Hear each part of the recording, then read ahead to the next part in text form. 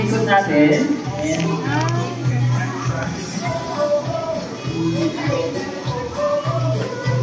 Pansin nyo, pag mabagal yung pag-ikot natin, yung galaw ng mga bombila, mabagal din. No? Pag binilsan natin, siyempre, bilis din sila.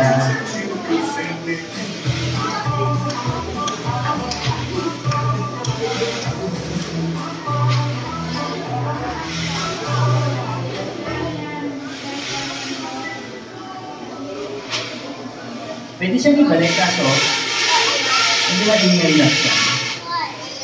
Then it's up to the operator kasi how they play their rotor. Kasi kailangan sumusunod sila dun sa music. They must be synchronized with the music na naririnig nila. May 3 rounds ang competition namin. The first round, individual performance. May 7 minutes each yung barangay to showcase their lantern. Tsaka, choice nila ng music yun. So, magre-remix sila ng music. Either Kapampangan, Christmas songs, Tagalog or English, or even